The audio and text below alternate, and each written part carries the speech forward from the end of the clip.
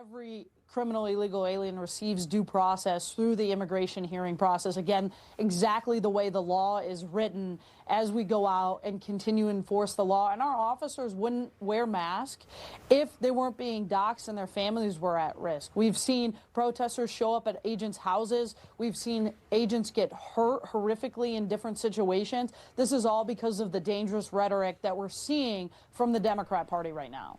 I told you, bro. I fucking told you. Hell yeah, bro. Fuck yeah.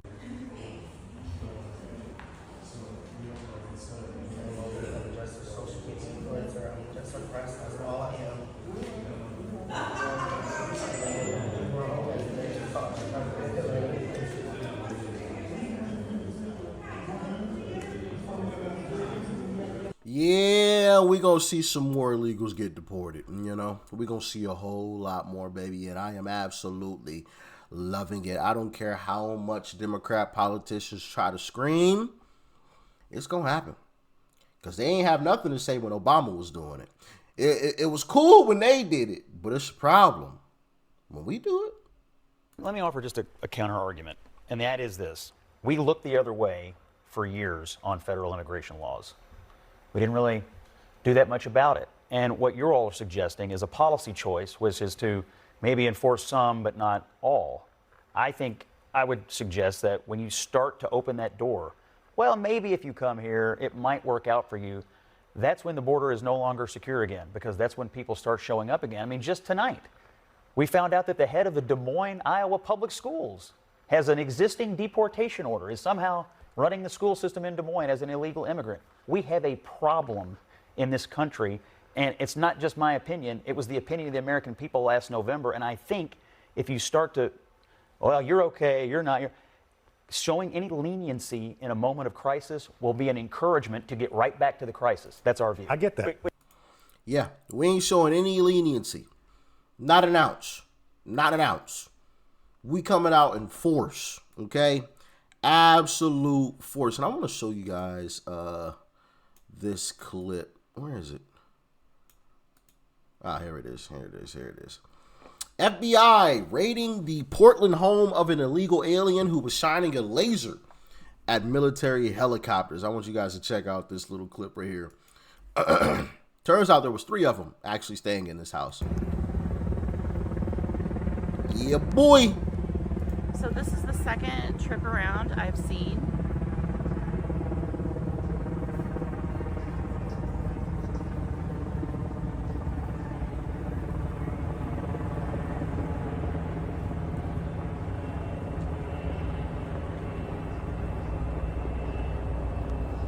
Bringing the choppers in. I love it. If I go Got up the any spotlight. higher, unfortunately I'm gonna hit a tree, so. Yeah, they searching for him. They searching for him. They are not playing around, boy, I tell you. Boy, I tell you. And I love it. I love it. Come out in force. You know, come out in force. We are not playing any type of games. We're not showing any type of leniency. Democrats lied to us for 4 years. Oh, the border's closed. The border's secure. The border's closed. The border's secure. While we're watching videos of people pour in. Y'all remember that? And people still vote for Democrats, bro. That is mind-boggling to me. Mind-boggling. These Democrat politicians sat on national television and told us the border is closed, the border is secure. Meanwhile, all of us, you, me, everybody, we're all watching videos of people pouring into this country. Just watch this. I mean, I vividly remember the video of illegals like pushing through a gate that Border Patrol was like trying to hold closed. Like I watched it, but the border's closed, the border's secure. Oh my goodness. I watched a video of Border Patrol helping illegals crawl through barbed wire. But the border was closed. The border's secure. That's what they kept telling us, bro. Goodness gracious. led 300 federal officials to that apartment complex. Some even rappelled down from Blackhawks onto the rooftop in order to help secure that perimeter. Now, they were searching for suspected members of the violent Venezuelan gang Tren de Aragua. Of course, TDA has been designated as a terrorist organization under the Trump administration. Now, it was the biggest show of force that we've ever seen on the ground here. We had agencies, FBI, Border Patrol, ICE, and ATF all involved here, and they were all looking for targets in that same exact building. It was a 5-story building. It was a tall task for them, and anything could have gone wrong. But luckily, the operations went pretty smoothly. Preliminary reports show that about 30 illegal immigrants were arrested in this operation, some of them suspected Tren de Aragua. Now, we talked with Chief Gregory Bovino, who's running the operations on the ground for many of these ops in Chicago, and he had some words for people that are pushing back against his operations. Take a listen. How about you live in the apartment next door to Tren de Aragua members that are trafficking in prostitution, guns, drugs, and taking advantage of American citizens in a violent way? Why don't you live next to them and then see how much of a Gestapo or a Nazi we are? Facts. Well said. Well said. I mean, these folks are doing some horrible things, man.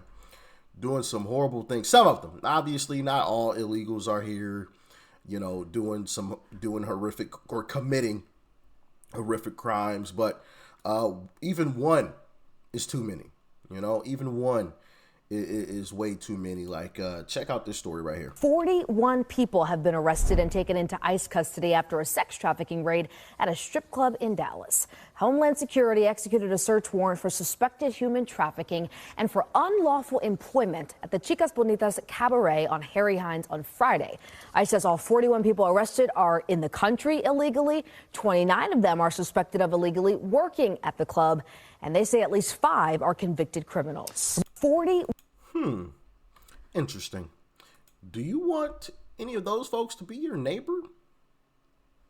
I don't think so. These were all truck drivers who were stopped just miles after crossing into Oklahoma. KOCO's Abigail Ogle joining us in the newsroom. Abby, this was all a part of Operation Guardian. Guys, that's right. Governor Kevin Stitt says by letting these individuals drive massive 18-wheelers that weigh more than 80,000 pounds on Oklahoma roads, it puts all Oklahomans at risk. So here's what we know tonight at 5 o'clock, that Oklahoma Highway Patrol teamed up with ICE, U.S. Immigration and Customs Enforcement, to be stationed along I-40 in Beckham County out in western Oklahoma. Together, they say they apprehended more than 125 undocumented immigrants. They say one of the suspects was carrying this ID. It's a CDL out of New York. Look closely, though. Under the name, it says no name given. Law enforcement says the drivers are from 9 countries, including India, China, Russia, Georgia, Turkey, Ukraine, and more. Governor Kevin Stitt saying, quote, if New York wants to hand out CDLs to illegal immigrants, undocumented immigrants with no name given, that's on them. But the moment they cross into Oklahoma, they will answer to our laws.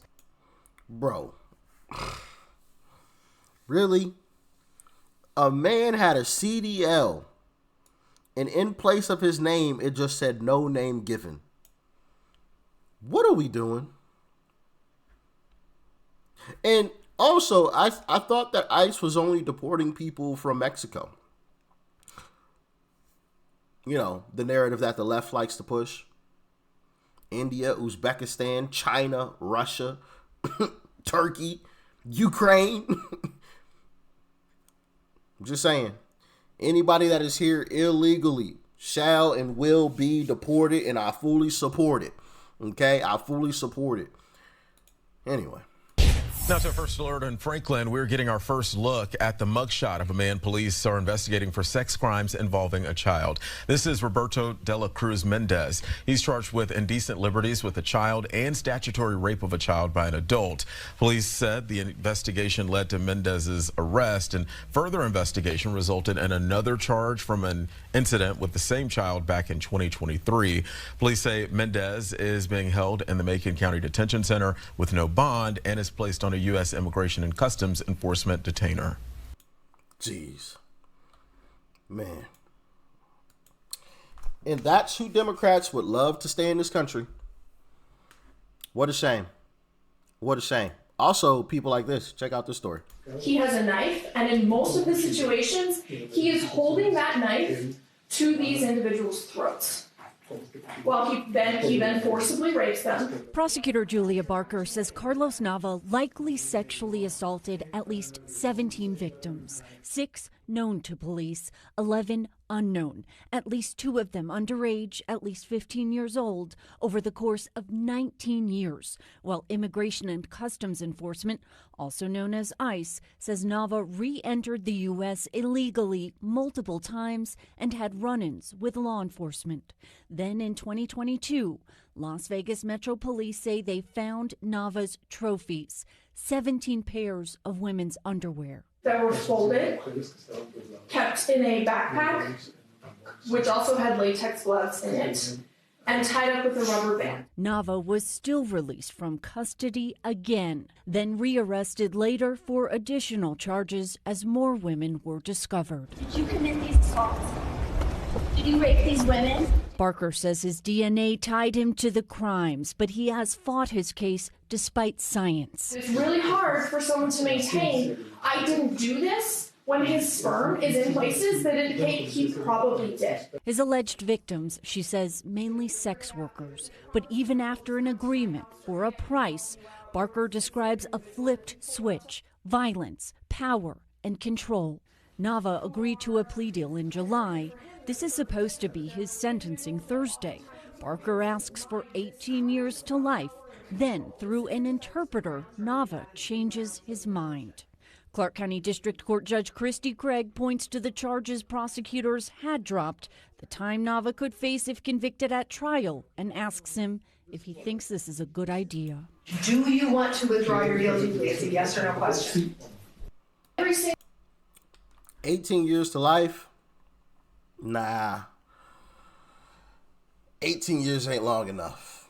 Not long enough. Now, there is a conflict here because obviously, you know, I think the prison system needs to be overhauled as far as I understand it, right?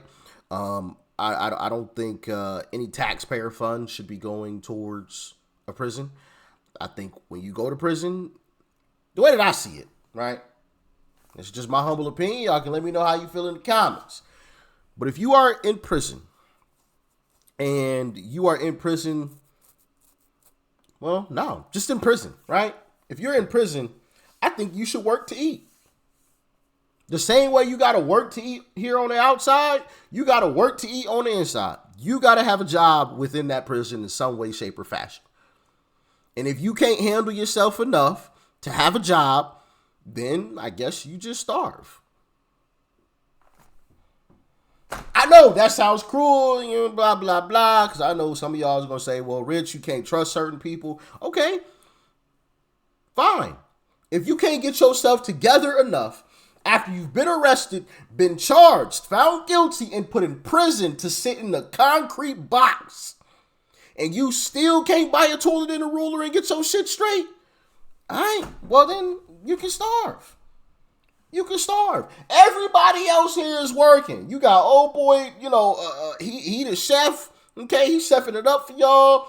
Old boy over here, he the janitor. He making sure the area is clean. This guy over here, he's doing some accountant work. You know, I don't know. I'm just making up stuff at this point.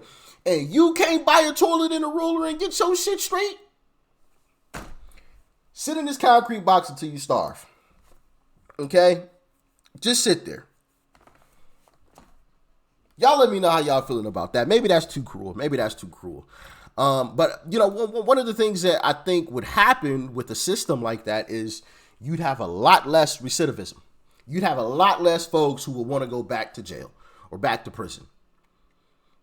Because I feel like there's way too many people who, once they go to prison and spend some time in prison, like, they don't really care if they go back. And I feel like that's a problem. That's an issue. Prison should be a place where you're like, oh, no, I am not going back there. Absolutely not. You know, there should be like a less than 1/10 of 1% of people that have to go back to jail. That's just my humble opinion, but maybe there's something about the whole entire thing that I'm missing. Y'all let me know in the comments, all right? I'm sure there probably is something that I'm missing in that entire equation. So talk to me. Now, to end off this video, I have a funny clip for y'all that y'all gotta see, man. This is absolutely diabolical right here.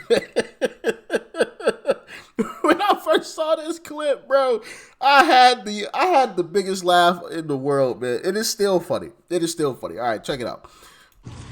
Tem dois aqui. Ali. Tem a maca ali. Ali. So, hold on. Well, let me mute the sound. Let me stop it. So what's going on here, as you can see, contractor called ICE on workers after they finished building the roof to avoid paying them.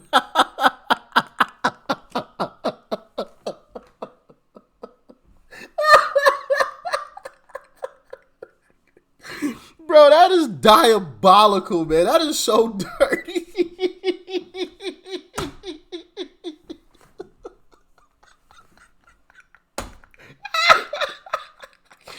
Yo, this man hired illegals to put them on a new roof.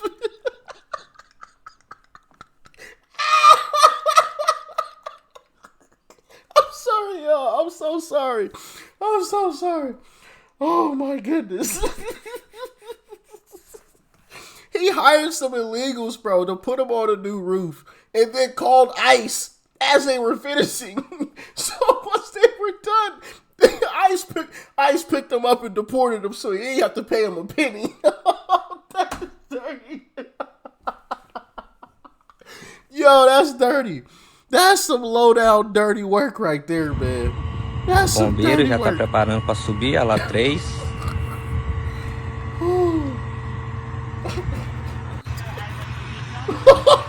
Ei, cai aqui em vez, mano. Ô, Michel. Ô, Michel.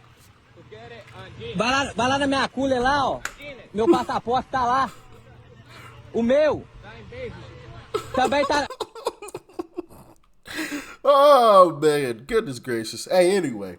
Hope y'all got a good laugh out of that. I know I sure did. My goodness, bro. He might have just unlocked the cheat code right there. Bro, he might have just unlocked the cheat code of the century. If you need some work done, bro, just hire illegals, and before they finish, just call up ICE. Oh my goodness. That is dirty. That is so dirty, man. Goodness gracious. Wow. Anyway, y'all let me know what you thought about this one in the comments. I'm sorry for laughing so much, but that is just hilarious. That is diabolical right there, man. I ain't never seen no mess like that, bro. Goodness gracious. Y'all stay safe out there, all right? Peace and love. I'm out.